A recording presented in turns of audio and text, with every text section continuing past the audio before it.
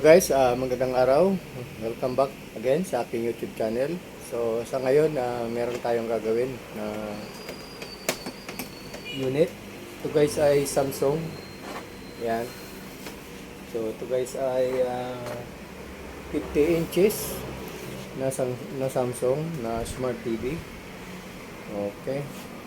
So ang problema nito, naka-standby lang siya, hindi mag power on. Okay. So titingnan natin kung ano ang pwede natin gawin dito. Okay, so ito guys yung model UA50HU 7000R Smart TV. Okay. So pa-plugin natin para makita nyo kung ano yung problema nito. Okay, yan.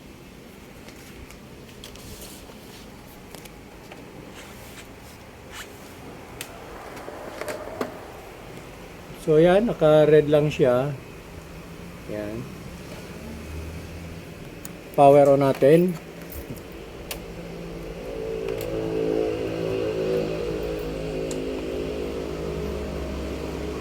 Yan. Yan o, bumabalik siya o. So, yun ang problema nito. Pag pinower on mo, hindi magtuloy pero bumabalik siya sa standby. Yun.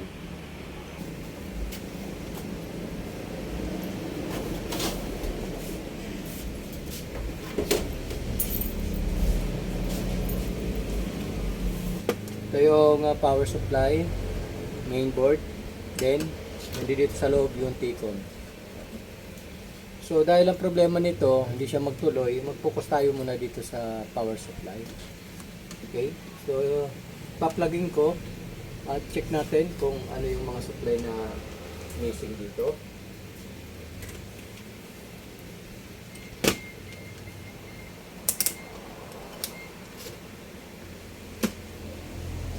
So yun guys, naka-plug in. Meron na siyang standby. So check natin yung mga supply. Check mo natin yung main filter capacitor. Yan, meron siyang 329 volts. So okay guys dito. So check natin yung secondary. Check natin itong 5 volts. Meron siya. So dito tayo sa secondary ng 12 volts. Wala guys, oh, 0 volts. Yan, 0 volts. Okay, check natin dito sa supply ng backlight. 0 volts supply ng backlight. Okay, so bali guys, ang problema natin secondary, wala siyang supply. Primary, meron. Okay. So check natin.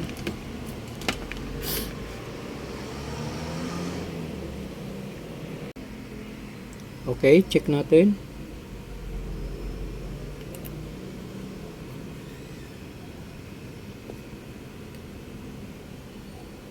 Ito guys, parang may sunog dito. Ayun, putol oh. Sunog. Putol yung wire oh, yung jumper. Okay.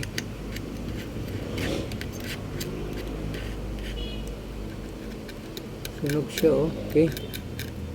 So, tatanggalin ko muna guys.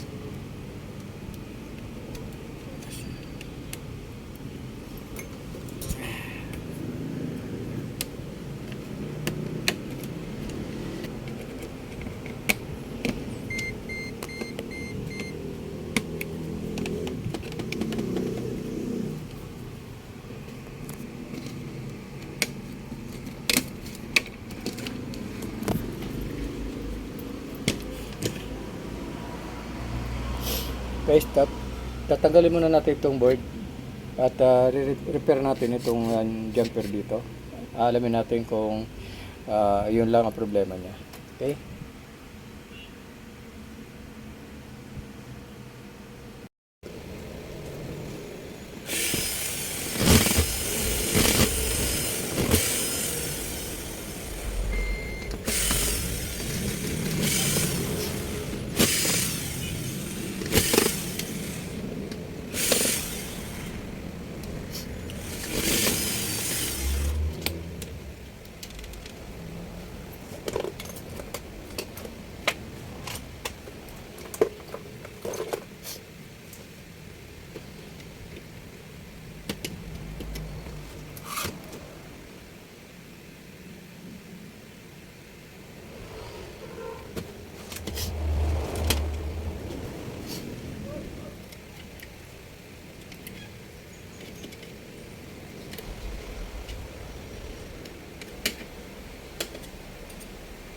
Dalawang jumper ang may problema.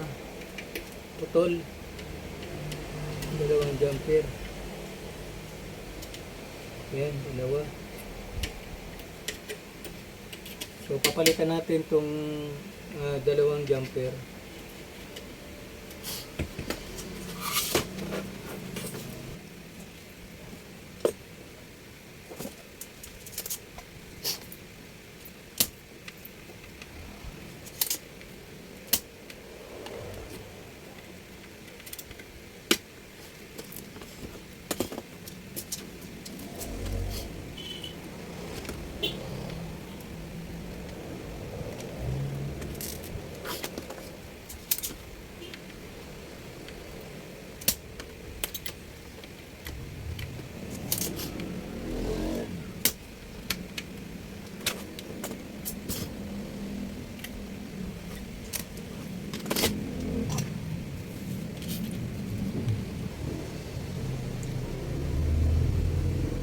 So, bali guys, ito yung jumper na isa, tsaka ito,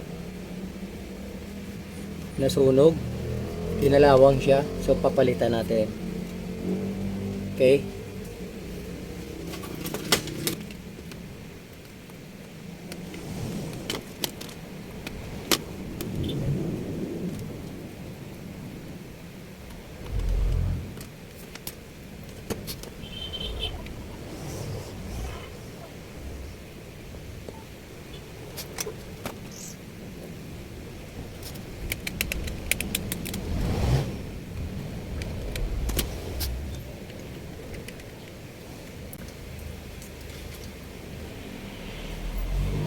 So guys, meron pang isa oh.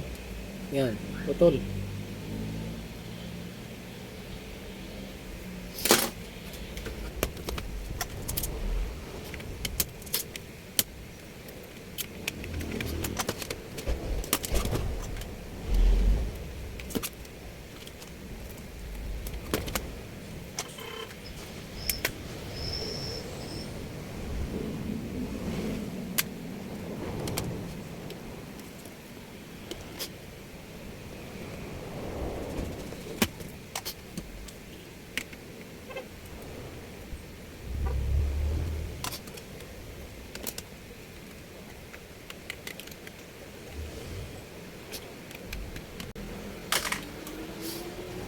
Okay, so subukan na natin guys ikabit.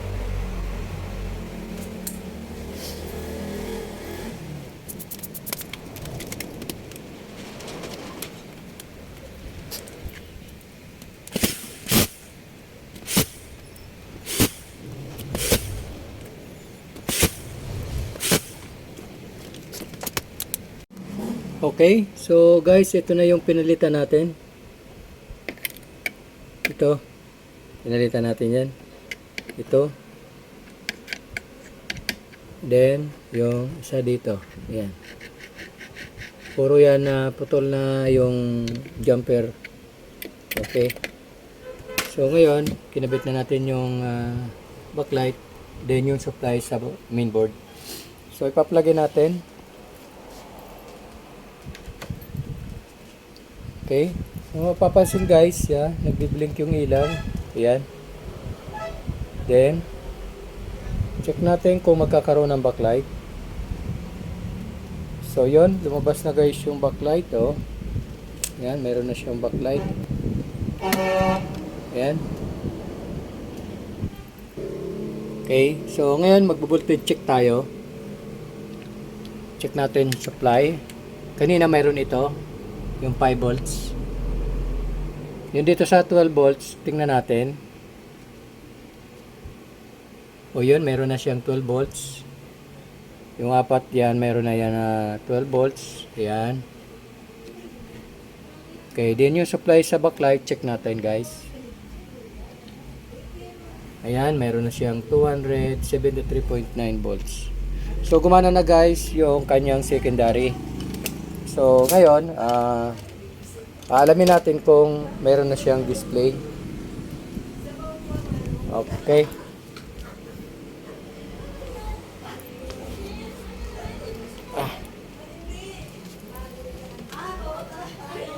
Ayan. So, meron na guys na kanyang display. Okay. So, lalagyan natin ng signals para makita natin.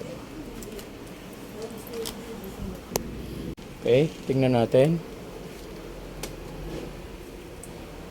So, yun na guys. Meron na siyang display. Ayan. Okay. So, nakuha natin yung problema nito. Yung supply sa secondary ay hindi tumuloy kasi yung jumper mga putol na. Ayan. 3 jumper ang ating pinalitan. Kaya hindi siya magtuloy. Pero mayroon siyang supply sa capacitor na 325. So, okay, wala naman siyang problema sa sa mainboard. Ang problema lang talaga itong power supply. So ngayon guys, tatakpan na lang natin ito. Then ipa-final testing natin. Okay?